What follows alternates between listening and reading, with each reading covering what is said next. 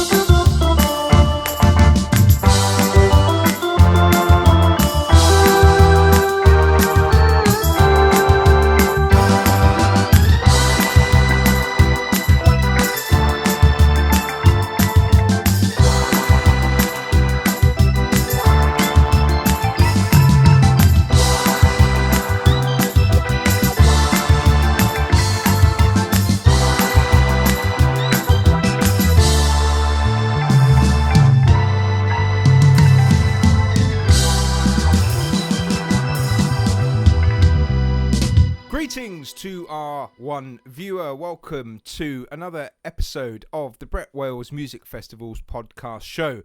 I'm Ben. I'm Brett Wales. And I'm Charlie. I have an immediate question. Go ahead. Why is it the Brett Wales Music Festivals podcast show when it's introduced by Ben Scott Hyde? Because I was told to do it. To be fair, actually, before you've even spoke, you will have heard my voiceover, no? Yes. Yeah, so actually, yeah. Are you the guy that does the voiceovers? I am. Mother always said I had a good face for radio. Are you boys going to tell me you want some money then for doing this? Yes, is the short answer to that. But I'm very reasonably priced. Some would say cheap. I don't believe that anyone would call you cheap. Many people have, and they're very uncharitable. The beard's coming along. Yeah, the beard's doing well, isn't it? It's blossoming. And That's a word, blossoming. Yeah, it's a good one, isn't it? Yeah, we'll make that word of the day. Brett, I noticed that your beard is nicely trimmed now. What happened there? I had one of them moments, when you think, I'm going to shave my beard off. And I did shave my beard off. And then for the rest of the week, I spent sort of crying as though I felt like I looked like a schoolgirl, I just felt like a baby. So I've had to grow a little bit back, although this here, you see these little bits here, that's because by day I'm a decorator. It's the speckles of paint coming off, is it? Yeah, just a little bit. Are you sure it's not just like things flying into you at speed on the motorbike and getting stuck? It could be, yeah, there could be the odd fly in there, I don't know. I'm like the in-between. We've got like the before with Brett, the middle with me, and then the don't with Charlie. Wow. Wow. You went there. Remind me why I do this? We didn't even ask you. You're just here. I just turned up. I say, are you wearing trousers this time? Because last time you scared me. What? I didn't With look what? down. I didn't look down. Well, there's no answer to that, really, is there? No, I'm pleased to report I am fully clothed. No, that's not strictly true. I mean, let's keep it, PG-13, but I have taken my socks off. Oh, I wonder what the smell was. Yeah, it's true. You say that. I was thinking, actually, it's a good job this isn't one of those smell-o-vision podcasts, if that's still a thing, because I had a lot of garlic for dinner. Was that ever a thing? Well, I don't know if it was with podcasts, but smell-o-vision was a thing once upon a time, wasn't it? Back in the 90s, I remember it, yeah. Oh, well, no, early in the 80s. I was Butter Boy. I think it was the 80s. You weren't even a twinkle in the milkman's eye back then. Exactly. I think it was the 80s. You had to scratch it. You bought it in a magazine and scratch it. That's it. Yeah, well, I had a lot of garlic for dinner. So it's just as well this isn't one of those type programmes. Well, our one viewer, I'm sure, will be pleased that we haven't got scratch and sniff, but we've got a lot to go through. We have some music for you, and that, of course, is the reason that we're here, to hear some good organ music, but also to talk about our upcoming festivals. Now, we've got 2 festivals upcoming for Brett Wales Music Festivals, the first of which is in Nottingham this October. Now, Bert and I had a meeting today with our headline act, didn't we? We did, yes, yeah. And he's very, very excited about coming over. Franz sends his best to all of his UK fans. He's doing a massive tour. Well, not massive tour. That's probably the wrong word to use. But he's doing a decent-sized tour on the new OAX. Oh. His Golden Lady. Golden Lady. Oh, very fancy. Not the Apple. What? That's what they're called, the apples, isn't it? Golden Ladies. Golden Wonder, isn't it? No, there, Chris. You're thinking of Golden Delicious, Ben. Oh, I thought there was an apple called Lady. There's Pink Lady. I see. What I've done there is I've taken 2 different things and I've put them into one. Very clever. That's right, Ben Wales. I see what you did there. He's good. Another zinger. Absolutely. Just by the way, talking of food, I went to a restaurant last night. I ordered something called Big Duck. It tasted great, but the bill was enormous. Wow. Wow. So we're now down to 0 viewers. Well done. Yeah, I'll keep them coming, don't worry.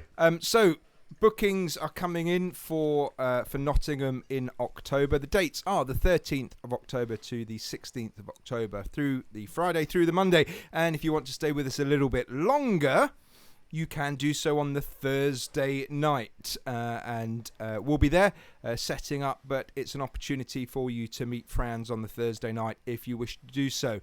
Speaking of Franz, should we play a little bit of Franz Lambert for our one viewer? I think so. Here we go then, Franz Lambert.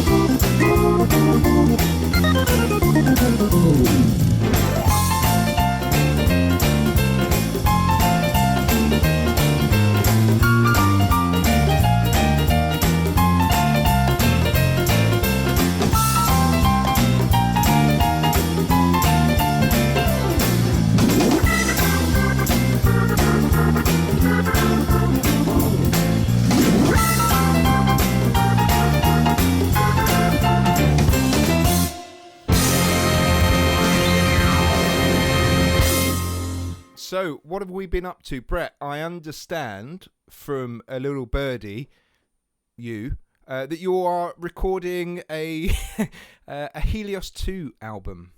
Yeah, I am actually. To be honest, I kind of overdid the tracks. I had too many tracks to put on one album for the first one. Well, we got 36 out of you. That's not bad. Yeah, I know, but Yeah, well, there was 37. there was 37 and a half. So is the new album one long track? Yeah. Are you doing one of your and Ben's 25-minute medleys? Yeah, well, it's not quite that bad. I'm keeping them shorter, but yeah, I've enjoyed it, and I've had a lot of good feedback from it. So I thought, I won't release it too soon. I think I'll make them wait. Yeah, keep them keen. But, I mean, it has been a phenomenal album, Helios Back to Analog. One of your most popular albums I think you've recorded in a long time. You've just had a review in Oki magazine. Yeah. Over in Germany. Very nice. It was all in German. Sounds good. But I translated it, and it was very nice. Very nice review. So it's nice when you hear nice things. I mean, I've heard a lot of good things about the cover. That seems very popular. that's the only thing I had a complaint about, actually. One guy did complain about the cover, said it looked a little bit lacking. He didn't have a big beard, did he? No, he didn't have a big beard. He had a big duck, though. A little Must have been the one from that restaurant. Yeah. That is very good news. I'm very excited for Brett's new album.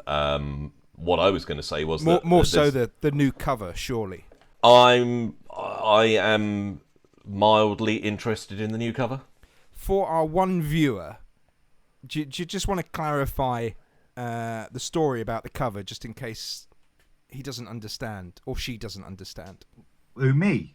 Well, yeah, it's your album. It's your album. Yeah, the cover was, I said to Ben, I'd like it to look retro. I'd like it to look, so it suits the organ, it suits the mood. And I said to him, could you please do a picture of me behind a Helios? And the power of technology will probably insert this in here. This is what he sent me. I did do that. Do that. And it made me laugh. To be fair, you sent me that by way of preview, and I laughed too. Yeah, I'll admit. It did make me laugh, but not for long. I will stick my hand up here and put my vote in and say, Ben, I would love it. I cannot wait to see the incarnation of your concept for the second Helios album cover. You buy with your eyes, don't you? You buy with your eyes. You don't buy with your ears. You buy with your eyes. Now, I don't know if you're familiar, one listener or one viewer. Charlie, you'll know this. Go on. Back in the day, in the 60s when Noah and was 70s. a lad. Yeah, when we all had gas television. Yep. Klaus Wunderlich, my friend here, he used to put naked ladies with their They all did. boobies out. James Last did it as well, didn't he? Did James Last do it as well? Well, they used James to Last put was supposed to be like the epitome of good taste and clean living. Well, sex sells, doesn't it? So they used to put pictures of naked ladies with their out. Assets. Assets. That's a good word. And it would sell albums. So I suggested to Brett that that's what we should do with his album, and I actually mocked up a couple of. And Yeah. He sent me a nice pic. Where did you find the naked ladies to appear on the album? There's a thing called the internet, Charlie. Yeah. I was hoping you weren't going to say that. I was hoping you were going to say, oh, well, actually, we spoke to our good friend and sometime studio rental man who has a fine line in naked ladies, and probably, they are from the Midlands, so there's no guarantee. For clarification, viewer, Charlie is referring to our good friend Brian Groom, who runs the photography studio in the Midlands. Image Red Studios. Image Red Studios that we used to use as Wersi Direct, and we used to do all of our promo shots. A lot of the Wersi photos that you see online still were done there. Brett, your DVD was filmed there, wasn't it? In the Midlands, yeah. Yeah, at Brian's studio. And it's although the pictures you sent me, they were obviously down south. Well, they were pointing that way. But Brian's studio is predominantly used. It has to be, let's be honest. It is used to photograph ladies in a state of undress with their often in a state of undress with many assets. See, the visible. question, Charlie, should be is how did Ben find that studio? That now we're asking the right questions. We're asking that. It was research because I knew at some point I'd have to design a Helios album for Brett Wales. But interestingly, Brian Groom paid us the highest compliment because he'd said with all the people that he'd photographed, all the people that he'd photographed. That's better. Over the years, that we were the biggest tits he'd ever worked with. That was right. Yes. True. Should we play some more music? Let's have a bit of Daniel Watt, who is appearing at Nottingham, playing Yamaha Genos. This is a piece. It's a Quincy Jones piece, Brett. Do you know what? Let Daniel play it rather than you singing it. Was it Quincy Jones that did that? Quincy Jones did not do that. I can say that unequivocally. You're going to have to hum it again for me.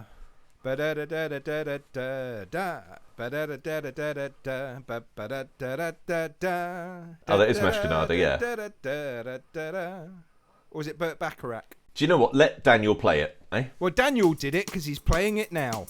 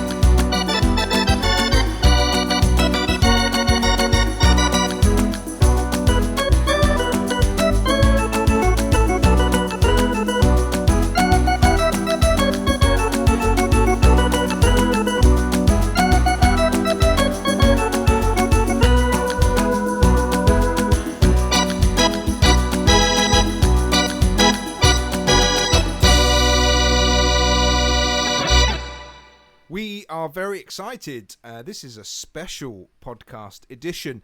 We are the gift that keeps on giving, really. I was going to say, I'll be honest, every show we do is a special show, let's be honest. Yeah, well, that's true. But last episode... No, tell us why this one is special, please, Ben. Last episode, we broadcast from Germany in Heppenheim, and a good time was had by all.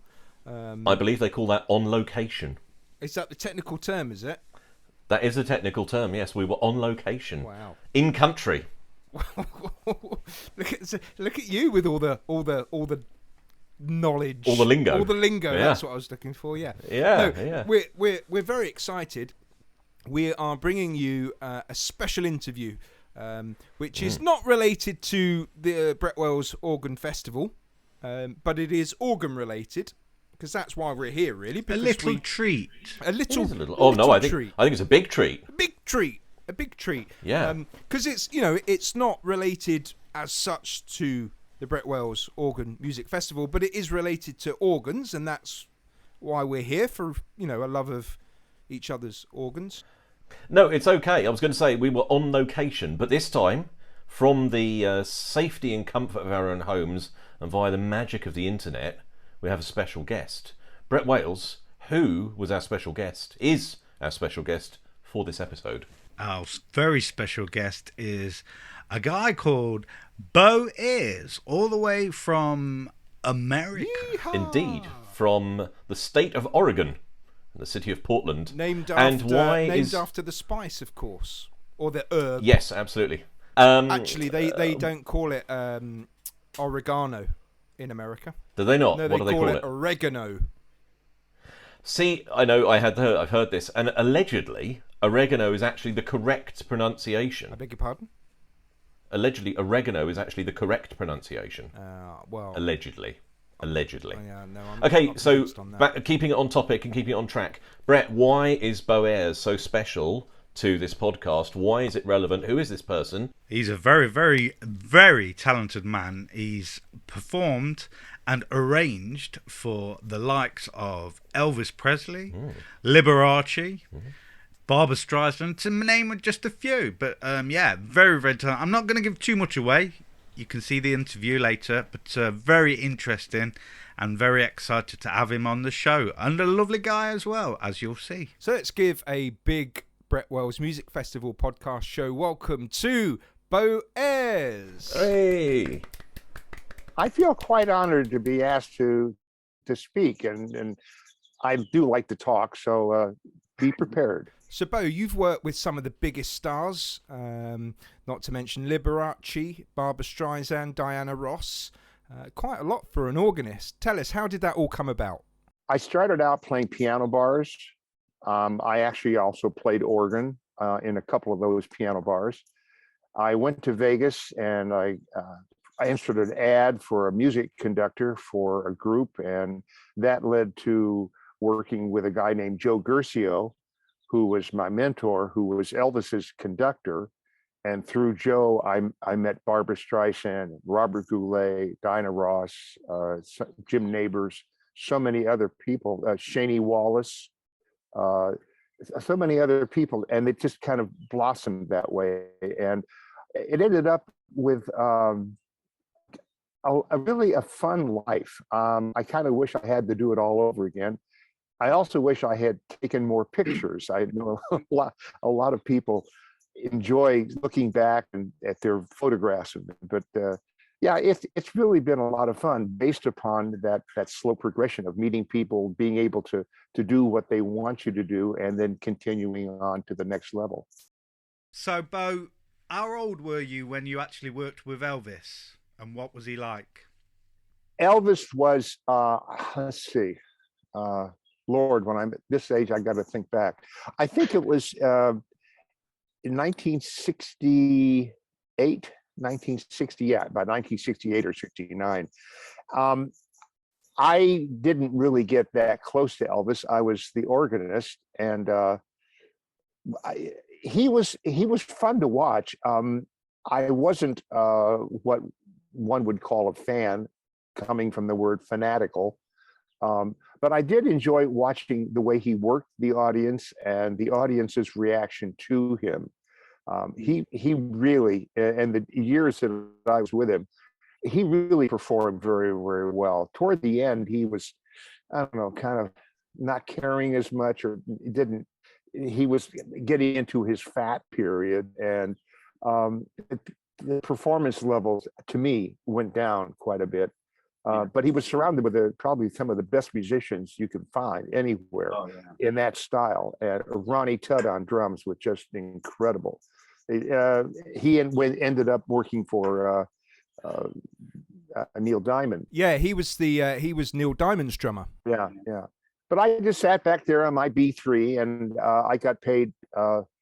We did about 7 or 8 shows a week, and I got paid $600 a week for one note per show. That's one note per show.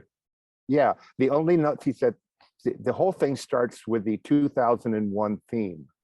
Yeah. And that's what they wanted with the low C pedal, which is, the lowest note on the, I mean, we could have gotten a stagehand and put an X with tape on that, and just have him put his hand on it. But I was paid for one note per show.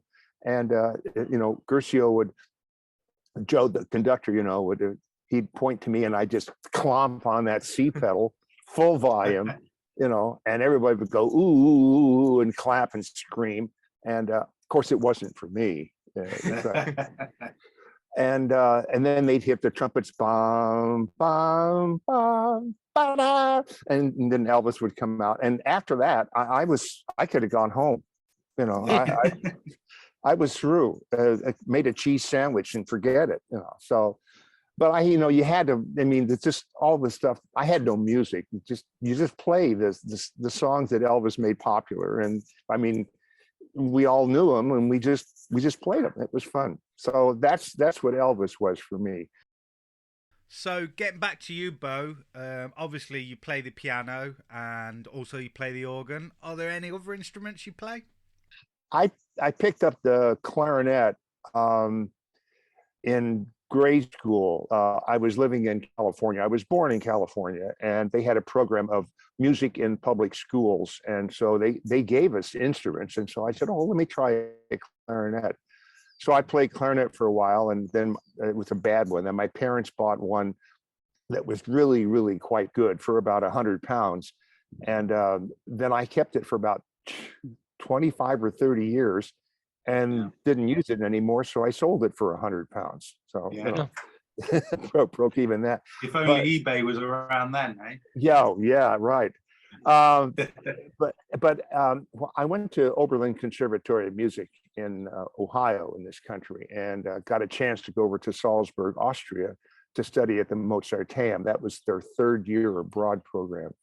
But I wasn't a piano major. I was a composition and theory major. And one thing about when you're composing for any size, you want to know what that instrument or instruments can do or can't do. So I kind of learned a lot about the violins, the string instruments, the woodwinds, playing clarinet.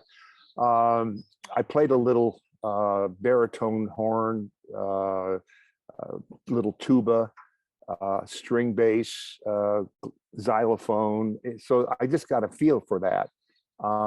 But again, the main instrument was, keyboard, organ, celeste, synthesizer, that thing. Yeah. Bo, tell us, how did you end up working for the world's most famous piano player, Mr. Showmanship, Liberace? I'll kind of keep this brief. I was playing at the Hilton Hotel in Las Vegas. I was conducting for Diane Carroll. And during the run of the show, her show used a Hammond organ that I played. She was doing God Bless the Child. And so I was doing that organ version of it. And I was also the house piano player, and it kind of worked out well. The next act in was Liberace. So they usually had a 2-day rehearsal. The first day was strictly music, and the second day was they set up the different sets. So this first day of rehearsal, we were still in the Diane Carroll setup with the organ. And I was playing the piano, which was really boring, because they don't want too much extra piano with Liberace. So it was mostly cha, cha, cha. And so I went to the conductor and I said, I've got this organ here. It belongs to the Hilton. I said, and a couple of those songs that he's doing in his request section would really sound nice, with a Leslie B3 and a little, I would play a syrupy or whatever that it called for. He said, fine, go ahead and try it. So in the rehearsal, I played it. And Liberace came over to me and said, I really like that sound. Let's continue using it in the show. So fine, he's there for 4 weeks and we open, and the organ and the piano on the stage setup are just almost off stage on one of the sides. There's a piano and then there's the organ. So I would jump back and forth during the show from piano to organ. And then I got a call from somebody else to have me go up to San Francisco and conduct Jim Neighbors. And I tell you, honestly, I could make a lot more money conducting Jim Neighbors than I could playing Umcha Umcha for Liberace. So I got I had to get a sub. So I got a sub for me at the Liberace show who didn't play organ. And I said, well, don't worry about it because it's not called for. It's just something that I did. So he played it, and Liberace missed the sound of the organ, asked his conductor, well, where's the organist that we had? And he said, well, he's up conducting for Jim Neighbors. And Liberace said, oh, he conducts and he plays. And it turns out the conductor who had been with him for 28 years, was looking to step down. And so they made me the offer of getting involved with Liberace. Now that's the second time I met Liberace.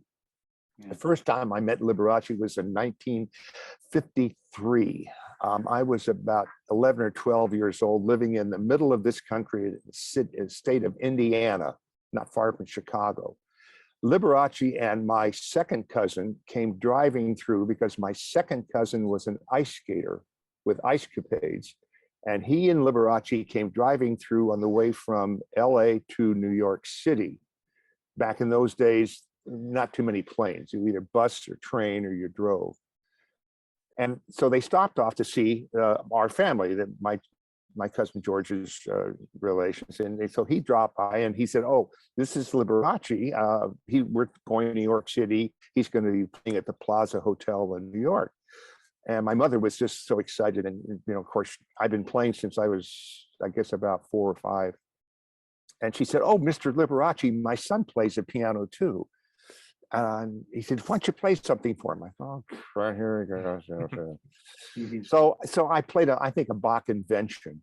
And afterwards, Liberace looked at me and he said, keep practicing. So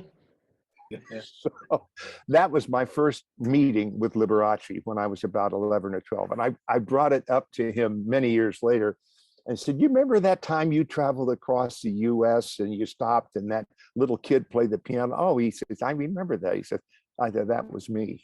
Oh, he wow. said, don't tell anybody. Don't. I don't want them to know how old I am. So I said, okay. Was he as good technically as I think he was by watching, the videos of him? Yeah. He as keyboard players, you each develop a little, little tricks, arpeggios, or little ideas or motives or things that you can use in the playing, whether it's ad lib or whatever structure you have. And he had those down pat. He could do those arpeggios up and down in any key at any tempo. I never heard him practice. And I went over to his house a couple of times. And he would play, he said, listen, we're going to do a new piece. And he would put 2 or 3 together in a medley. And I would make suggestions like, geez, you've been in E flat an awful long time. Why don't we go up to F just to make it interesting? And, but I never, and he always nailed it every time he played it. So I don't know when he practiced because I never heard him, but obviously either he must have, or he was a lot better than we all think he was. Yeah, because he was really incredible. I do think he's often overlooked, and he doesn't really get the kudos that he does deserve. Oh, yeah, absolutely. I mean, there was a classic comment: it says Liberace is no Rubinstein, but Rubinstein is no Liberace. Plus, he had those rings on his fingers. Yeah. Yeah, and people would say, well, how do you play the piano with all those rings on your fingers? You know what he'd say? Yeah. Very well. Very well. Yeah. So tell me, how did Liberace interact and treat other musicians in the orchestra, including yourself? Extraordinarily well. I was with him for 13 years, and I'd done, I guess, over 5,000 shows. And I'm not a masochist, so I really enjoyed working with him all that time. It was really fun. I played organ, and once in a while piano, but most of the time I just back him up on organ. That's occasionally I have a synthesizer to do this, if we didn't have strings or something. But yeah, it was he loved the bands. He always was very friendly to them. I don't think a single musician that ever worked with Liberace would say he was anything but absolutely a stellar person, and just a very, very outgoing and friendly. Absolutely. That's good. You went all over the world with him, really, didn't you? All over Europe on his tours, and you also got to conduct the London Philharmonic when he played with them. How was that? I mean, to play it. That was fun. That was really fun. We brought with us a drummer and a bass player, and then I had all these other instruments. I had to adapt the normal band we had was like five saxes, 3 brass. We had a drummer and our bass player, and then no more than 5 or 6 strings. That was it. And so I got to increase that to make it sound well for this larger symphony. And I just had a ball. I mean, I enjoyed that so much. They wanted me to come back and conduct them again. And if I could have, I would have jumped at it. I really would love to work with that group again. And again, Liberace was treating them just the same as, everybody else. He's just a lovely, lovely person. And how long would it take you to prepare an arrangement for an orchestra of that size? Let's say the piece was like, let's say I'll Be Seeing You, which is his theme song. Probably, rough it out in about 2 hours. Oh, well, quite quickly then. Yeah. Well, and again, knowing what he wanted harmonically, and knowing when the instruments kind of do a counter melody or not, kind of organizing that. A little bit, a medley would take a little bit longer, but with him that would be one, the way to do it. And I got to know his harmonic structure and what he wanted musically, kind of picturing what he was expecting from the orchestra to make him sound even better to the audience. And of course, this was all before the days of computers, so I imagine it was all handwritten, yeah? Oh yeah, and I have perfect pitch, which I just hate. I just hate that thing, and so I was writing it all in C concert, and I was giving it to the copyist, and he was making a pile of money because he was having to transpose all those parts. So Yeah. I noticed when you sang Space Odyssey, you sang it in the right key. Show off. How about you, Brett? Yeah. I understand as well that you had quite a challenge, and correct me if I'm wrong on this, but you mentioned I'll Be Seeing You. You had to arrange that in a 3/4 time, didn't you, for when he was flying across the stage? Right. I did a jazz waltz in it, it wasn't that difficult. I mean, if you're used to playing a style of a jazz waltz, it's like, I'll be seeing, or I'll be seeing you in all 3, 1, 2, 3. It's just, you just do it. The challenge one time, they wanted the boat whistle on the Queen Mary to play I'll Be Seeing You. So I had to find a sound that was a boat whistle and change the pitch. And it was it was just, a quickie in one of the TV specials. But that was a challenge, making it a jazz waltz. Today, I would have said, geez, let's play it in 5/4. That sounds fun. Yeah. But I did just a whole bunch of different versions. I did a march, with a quasi John Philip Sousa type of thing. Yeah, you just have to come up with all these different, hopefully new ideas of doing the same piece. It was fun. It was really fun. I'd do it again. In terms of arrangements and orchestrations, how much balance was there between what you could say and what Liberace wanted? Was there a trade-off? Were you able to say, we're going to do it this way, and accepted that?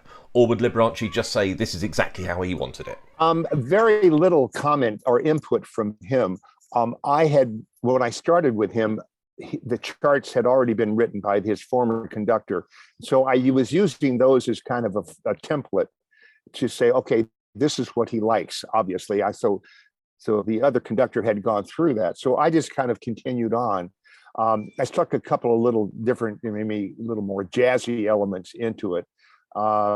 Or put, like, for instance, the jazz waltz thing on I'll Be Seeing You. Use that as a template. And but Liberace, it just said, very nice, very nice. That was it. So he was, as long as the boss is happy, that's what you want. Bo, as a musician, I find it sometimes difficult to trust other musicians with your work. Obviously, when you're working with someone, you have to have that trust in them. You were working with Liberace and he trusted you. I mean, how good does that make you feel? I'm surprised you're not walking around with the T-shirt, with the slogan "Liberace trusted me" on it. Well, now you got to understand that he's been doing that and trusting a lot of the same people since the late or the middle 50s. His conductor had been with him that length of time. When he said to other guy, Gordon Robinson was the gentleman's name, he said, Gordy, is this kid capable? Oh, he said, yeah, I've listened to him. So he took input from other people. Like he wasn't just going to go out and go to a food cart truck and get something. So yeah, he did it in the sense he did the research that way. But I just never thought of it as being anything but fun. It was never work. You enjoyed it. You obviously loved absolutely. it. I mean, it's when you guys finish, you're gigging around and you finish a song. I don't know about you, hopefully, but I just have a big smile on my face because it's just fun. Yeah. You've talked about a lot of things that made you smile and experiences that left you smiling afterwards. But what would you say is your favorite enduring musical memory? I would have to say I would give an answer of two. One positive, one kind of negative. Okay. So let me start with the negative first. I was asked to conduct a very, very well-known symphony on Long Island, New York. These guys were, and men and women were, really the workhorse people from the Broadway stage. Many of them had played with the New York Philharmonic. These were really pros. And I was asked to conduct the William Tell Overture. Now, I had never conducted it in my life. And it's not, it's a hard piece. It's not row, row, row your boat. No. So I had studied it a little bit, but I still didn't understand all of the intricacies. And I was just thrilled. Sorry, doing it. Ben, he's talking about the theme from The Lone Ranger, by the way. Oh, right. Thanks for clarifying that. I didn't have a clue what you were talking about, but now I know. Sorry. All right. So we come to that. There's a spring, there's a storm section, there's kind of a gentleness, and then there's the Lone Ranger theme. And so I'm conducting it I didn't get a chance to rehearse it, and I don't know why. Stupid, I should have. I mean, this is like 60-piece, 70-piece orchestra. So in the performance, people in the seats, I'm starting out conducting this thing and it starts with 4 celli, and lovely, and I could follow. 2, 3, okay, good. And then it goes into the storm section, and where 4 beats become 2, so it speeds up. Well, I didn't speed. I didn't speed it. It's supposed to go. Boop, beep, boop, and I was going.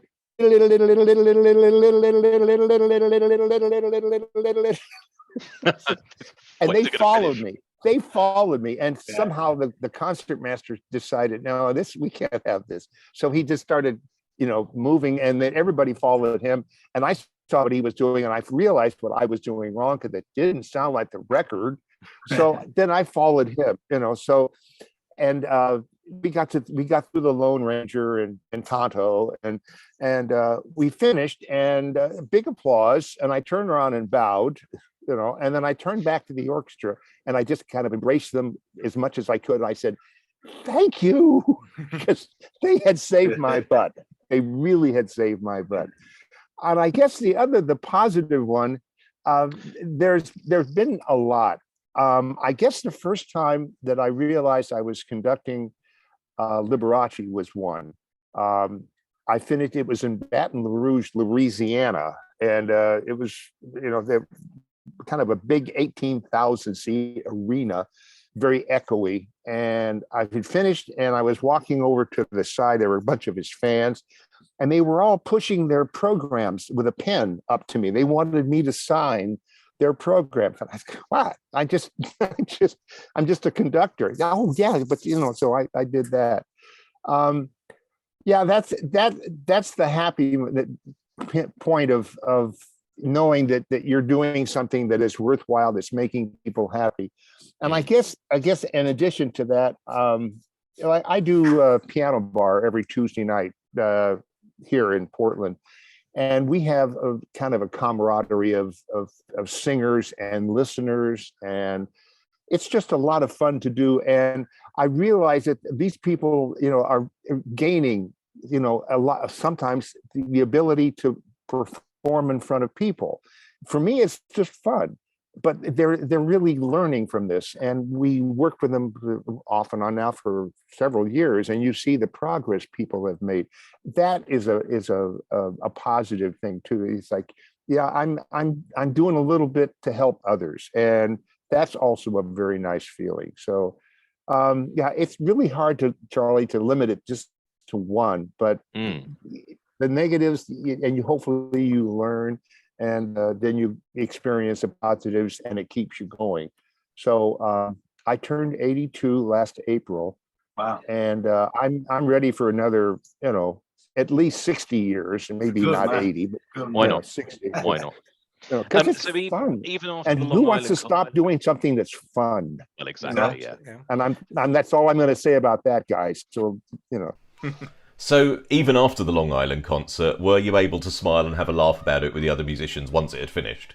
it was not so much a laugh with them. It was like a big smile and a thank you to all of them. Yeah. I went up to and I shook as many hands as I could, from the lowest, second violinist way in the back to the viola section to the timpani player. Yeah, it was quite something. Yeah, I was trying to remember. That was a concert with Bobby Short, the pianist from the kind of a cabaret pianist in New York City, and I was working with him.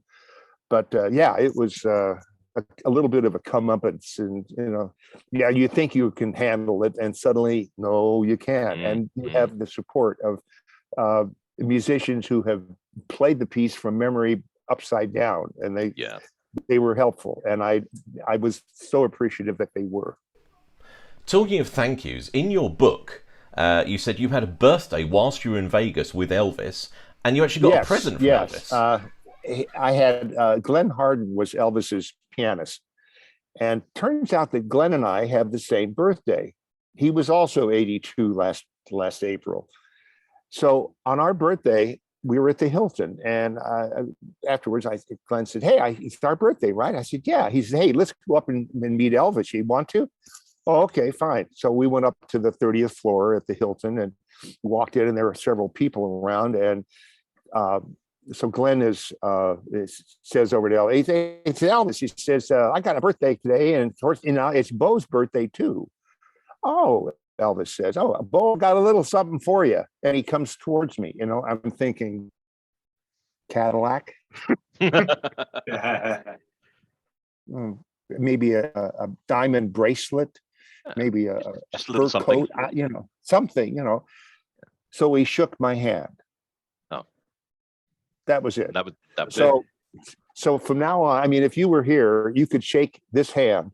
Yeah, the hand that is shaking Elvis's hand. 2 degrees from Elvis Presley. Yeah. My eldest daughter, is a massive fan of Elvis, and she loves the TCB. And she actually went to see a few years ago when he came to England. James Burton. What was James like to work with, and of course the rest of the guys? James Burton was amazing. He's the most naturally gifted guitar player I've ever met.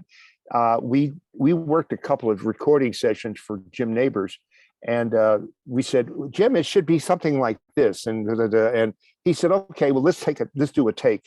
And he just nailed it the very first time, exactly. And he wanted to do another one to really improve upon perfection, which was almost impossible to do. Totally talented, just a very, very nice guy. And of course, he'd been he was with what? Ricky Nelson. Yeah. He was he was wearing that like really thin pencil bow tie. Yeah. Yeah, he's just an amazing guitar player. Ronnie Tutt, Bill, what was the bass player? Bill Schiff? Jerry Shea. Jerry Schiff. And then the singers, I mean, it was I guess you'd call it the family, but yeah, they all, and Charlie Hodge. But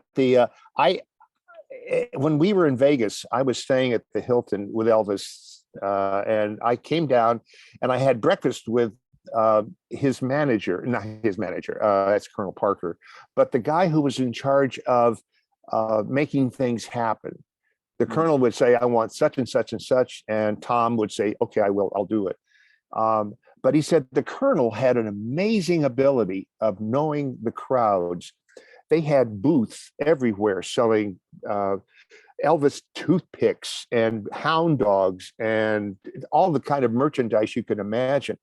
They had 8 or 9 all around the casino, sometimes open 24 hours, others open just at night, others just at daytime, just all kinds of, and sales, you know. And every morning, Tom would go into the Colonel's suite, and the first thing the Colonel did, he would not have him say anything. He would tell him what the sales of all of that merchandise had been for the previous 24 hours, all of these different booths, all these different items. And he was never more than about $2 off.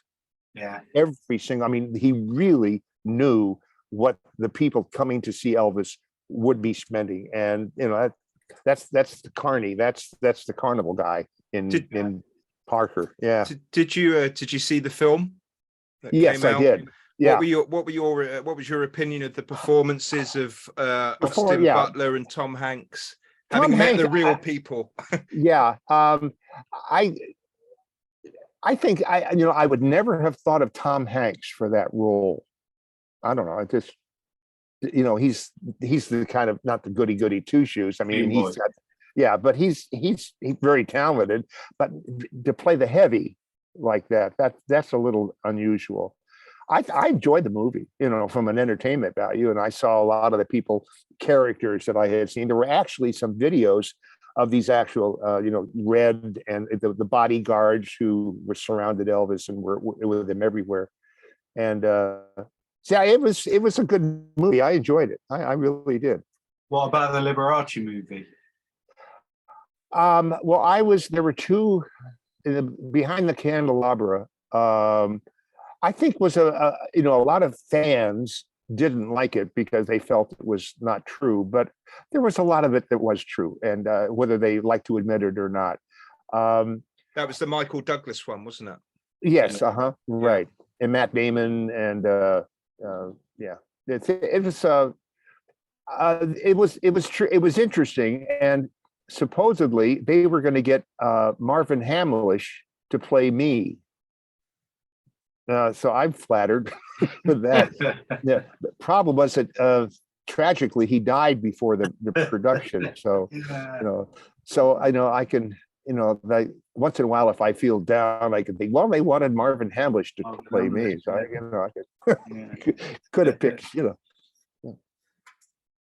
But yeah, Elvis was a unique situation. And I just, again, I just went through it. I played the organ. I saw the people running and screaming, and it was fun. It was just showbiz. It was fun.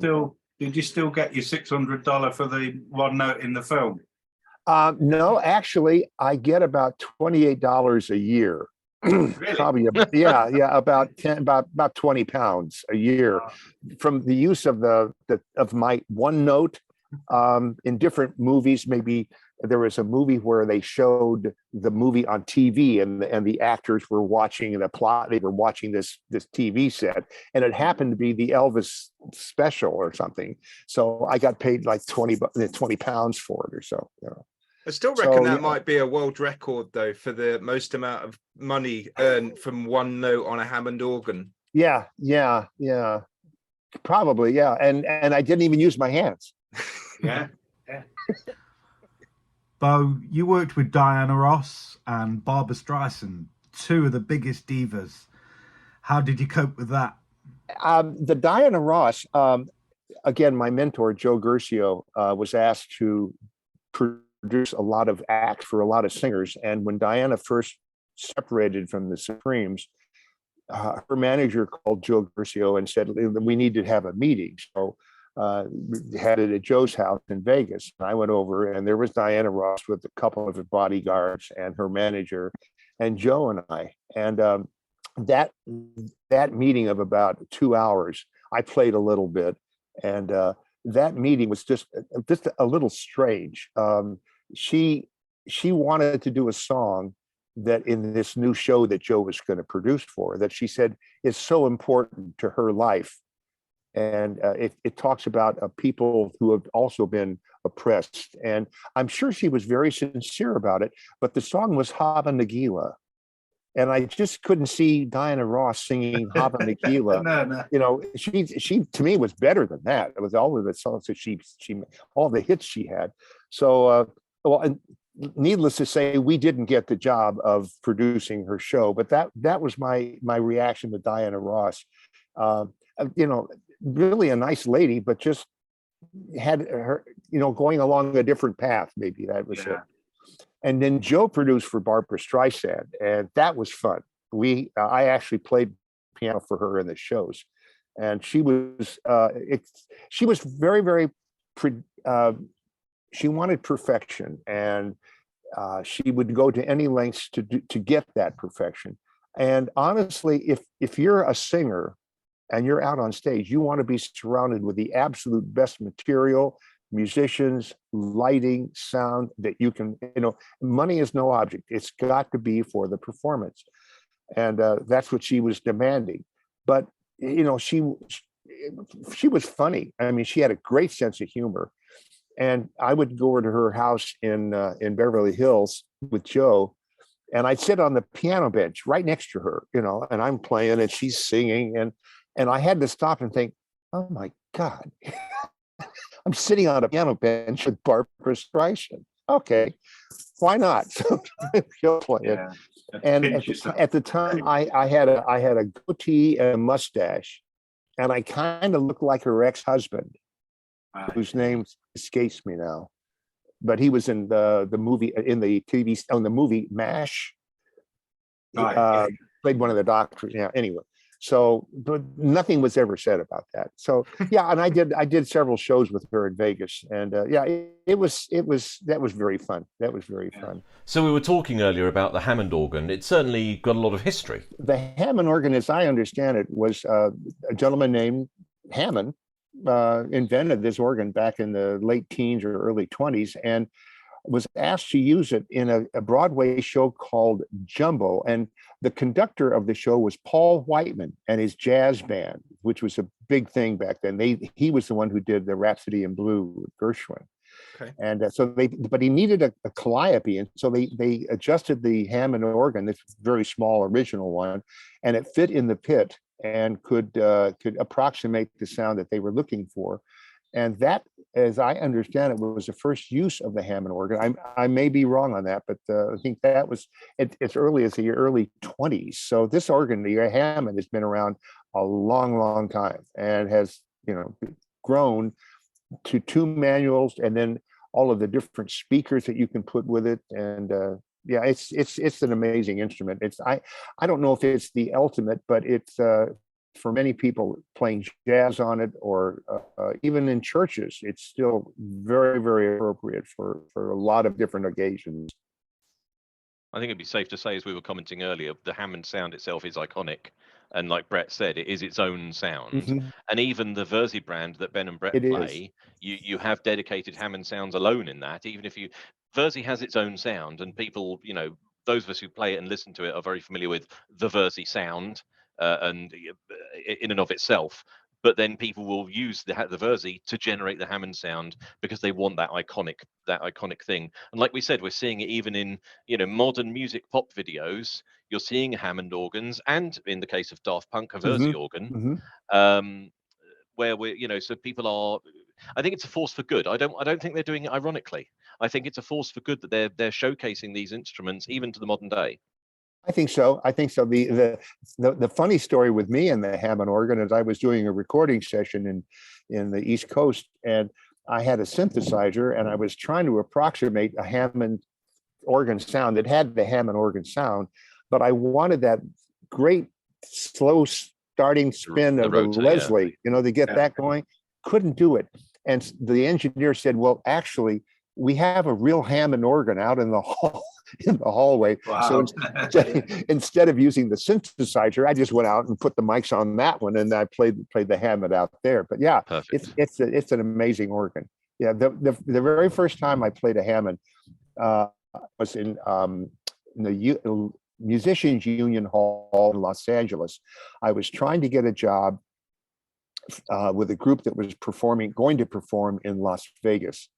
And the Hammond was on, and I went up and he said, can you play this? And so I played this and I didn't use the pedals and, manuals, and it was pretty well set. And I just played. I didn't do any drawbars or percussion or anything.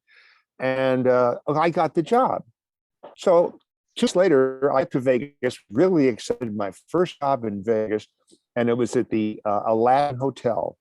And I went there, and it was for, I hate to tell you, but it was called Hratch Yakubian, who was a violinist, and his review of Sexty Sex.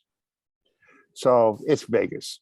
So, and so I go for the rehearsal, and there's the Hammond with the B3, and of course it's not turned on. And that's when I said, oh Lord, how do you turn this thing on? Because it had the run and it had the switch. And I pushed both of them at once and let them go. One of them stayed, one of them sprung back. And I didn't, so I'm mutzing around with it. And the drummer, young kid, comes over and he said, what, you got a problem? I said, yeah, do you know how to turn this on? He said, yeah, I know you're a drummer. He said, yeah, you do this, you hold this and you hold it, and then you let go of that. And he did it. Well, the drummer's name was Cubby O'Brien. And I don't know if you ever seen the Mouseketeers. Yeah. Mickey Mouse Club. Yeah. That was young Cubby. Was it? Wow. Yeah. And he ended up being the drummer for Karen Carpenter.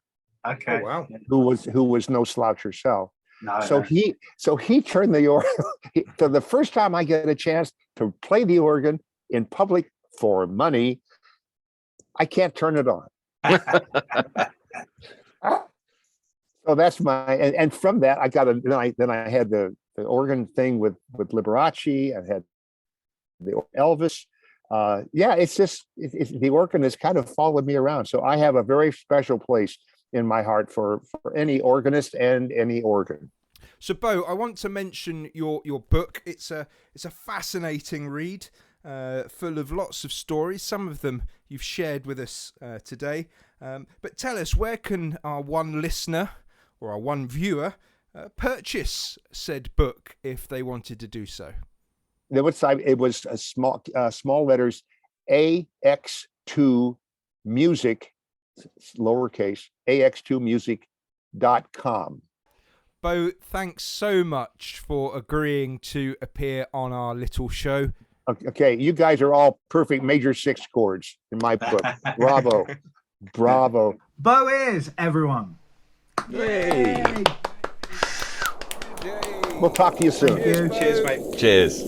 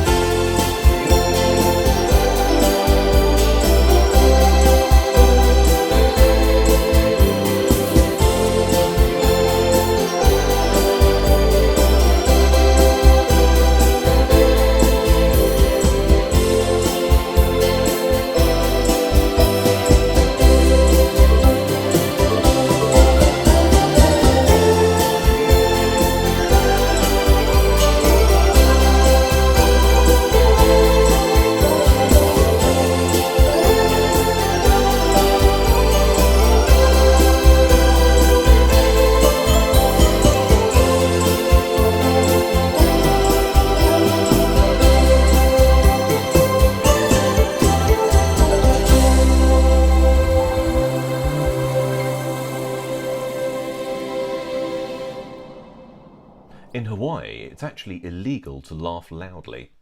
You have to keep things to a low ha. Well, thank you very much for that public message. You're welcome. I'm sure we're all better off for hearing that. But really, we're not here to talk about low ha's. We're here to talk about the festival. And we have another festival in April next year. And we are returning to Cheltenham. Cheltenham? So, Cheltenham. So, Brett, tell us, who have we got at Cheltenham next year? Cheltenham 2024, fastly approaching. We've got a fantastic lineup. We've got some smashing artists. Our first one is the very wonderful Mr. Tony Stace. Oh, Tony very good. Stace. Do you know, really looking forward to seeing Tony. I haven't seen him for a while. I've not seen him at all. I've never seen or even met him. No, Have you not? It's a fantastic organist. Yeah, so I hear. Tony. I remember the first time I met Tony, and it was some years ago. I think we were both about 11, 12, probably a bit older than that. Yeah, and I heard him play, and all I could hear was Kurt Priener and Klaus and Franz, and he was on this Yamaha organ, this old HX1, which is like 30 years old, maybe a bit, 30 years old. And I couldn't believe the sounds coming out of that old organ, sounding like the Wersi. And to this day, he's still playing the same organ, and he gets that wonderful sound, wonderful warm sound when you hear Tony play. Very gifted player, very talented, very natural as well. So, yeah. Oh, I look forward to it. That is assuming you will invite me to Cheltenham, of course. You are very much invited. You might have Ben's room if he doesn't come trumps with this album cover. So, yeah. Yeah. Well, I gather at Nottingham I've still got a top and tail with him, haven't I? Yes. And it all depends which top you want, but I wouldn't recommend the tail anyway. No, So, especially if you had beans for breakfast. Cheltenham, we've also got the wonderful Elizabeth Harrison, a lovely Elizabeth Harrison, lovely Liz, as we call her. So, fantastic. Looking forward to her. Again, another great player with a wonderful personality, loved by many, many people. And, looking forward to having them both perform for us at Cheltenham. What's Elizabeth playing now? Because is she on the stage here now? Right, okay. Well, she was on the stage here last time I heard, but I think so, the stage here. Yeah, so looking forward to having Elizabeth join us again, and she's coming all the way from up north, up north. North? It's grim up north. Well, I mean, for me, north is Watford. Well, Elizabeth comes from Preston, which is north. Oh, that's really north. That's really if north. Watford's north, Preston's there. Because Tony is a northerner now, isn't he? He's a southerner really, but he's moved up to north and he lives on Tutland. Elizabeth's here. No, sorry. Yeah, you're here, aren't you? Watford's here. Yeah. Elizabeth's here. Tony is from here. Yeah. And our third artist for Cheltenham is none other than the wonderful Richard Bauer, who is from here. So, hang on, you've just pointed to somewhere north of the Arctic Circle. Yes. Well, it's nearby. He's from Glenrothes in a country called Scotland. I've heard of it. Yeah, so fantastic. Really looking forward to having Richard with us. It's not very often he appears these days playing on the organ or the keyboard. He'll be playing the Genos. So, yeah, really looking forward to him. Of course, he was one half of a very popular duo, Key Clicks, with Ian Griffin.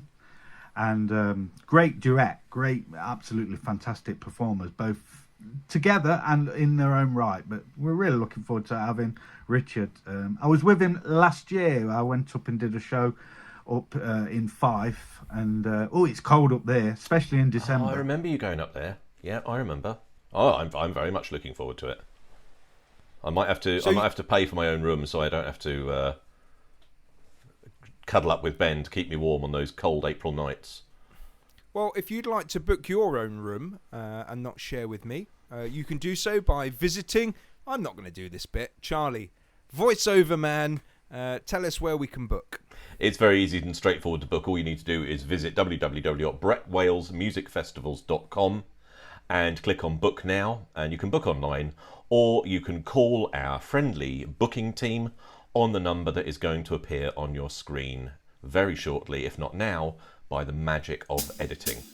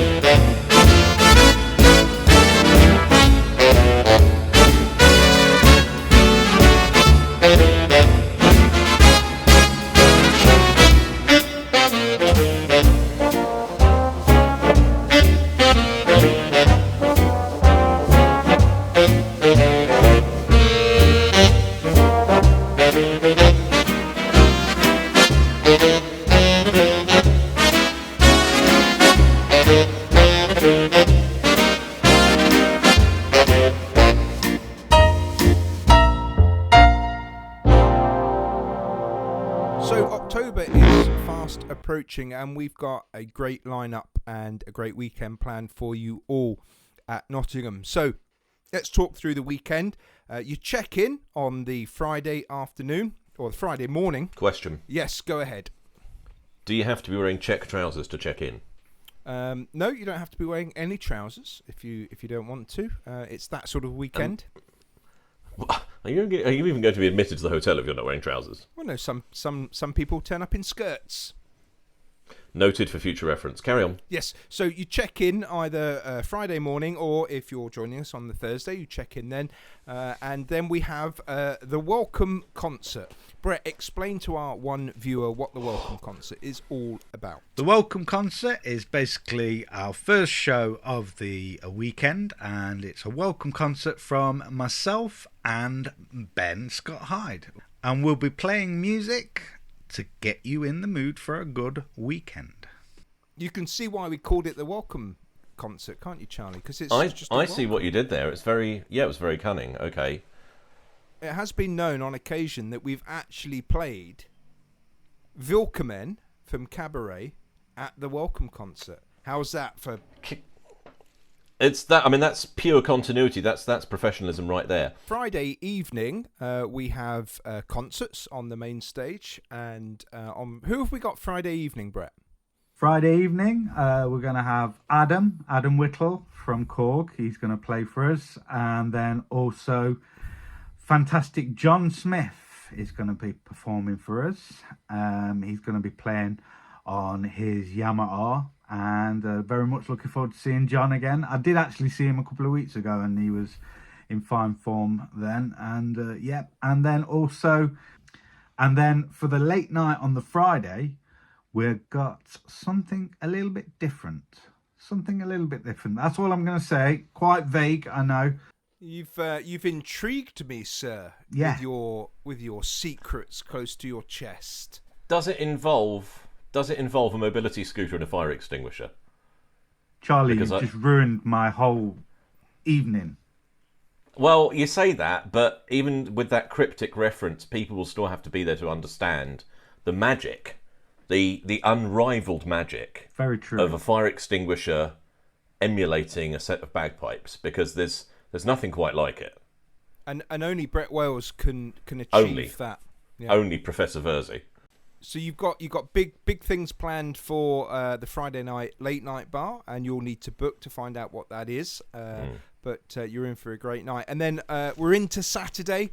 Saturday during the day, we're supported by our dealers, and we're very pleased that Korg are going to be with us throughout the weekend. And we have both Adam Whittle, who is appearing on the Friday night, as previously mentioned, but we also have Pete Shaw, and they're going to be on hand doing demonstrations on the Korg stand throughout the weekend. We also do a quiz, so no doubt we'll be quizzing on Saturday. Okay, well, the quiz, what we do is we read out the answers and they have to write down the questions. Do you know what? Actually, that's quite a good idea, that. Full of bright ideas, me.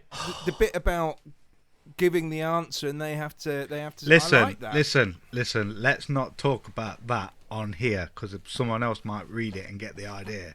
But let's do that. Let's practice. 9 inches.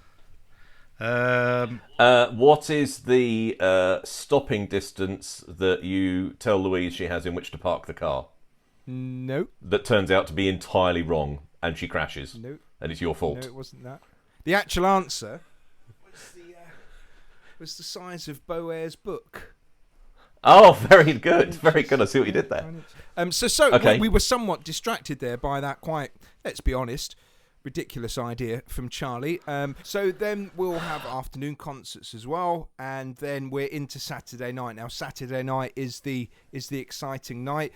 Daniel is going to be there, and Daniel is playing on Yamaha Genos, and will be there on the main stage. Then we've got myself and my colleague Brett Wales playing our duet concert, and we've been working on some new duet pieces, haven't we, Brett? We have some great pieces. I'm really looking forward to playing them again, actually. We did a show a couple of weeks ago, didn't we, in Stilton? Yeah, where they invented cheese, Charlie. I know that. I was going to do a cheese joke, but you've spoiled it now. Actually, you say that. The guy that runs it is a very good friend of ours. Attends the festival. Used to come to Huntingdon. Tony Oliver and his good lady Pat. Oh, of course. That's their part of the world, isn't it? Yes. It is, yeah. And they run Stilton in Tune, it's called. We had a great day, great Sunday there. But he told us actually they don't make Stilton in Stilton. No. Have a guess where they make it. In Cheddar? No. I see what you did there, but no. Because that's another one that's got a protected title and location and whatever they call it. You get one more guess, Charlie. You get one more guess. One more guess. Let's see. Where maybe we should they put make this in Stilton? the quiz. Yeah. No, this is too difficult. Even okay. Okay, So they don't make here it we in go. Stilton, We'll they don't go make with it in your Cheddar. quiz. We'll go with your quiz. Melton Mowbray. What's the question? Where do they make pork pies? No. Bait. No. Failed. Oh. If you'd have said where they make Stilton, Then I would have got the question right. you'd have got it right. Who knew? Well, I did. I didn't. Do you know where they make Melton Mowbray pork pies? Leicester Forest East Services. No, Stilton. Wait a minute. They don't, actually. I made that bit up. But it's true about Stilton cheese being... Tony told us that. Yeah, it is true. Anyway, I think we've digressed a little. We have a little. So, Brett and me, duet show Saturday night, and then we're into the big stuff. Tell us about Saturday night.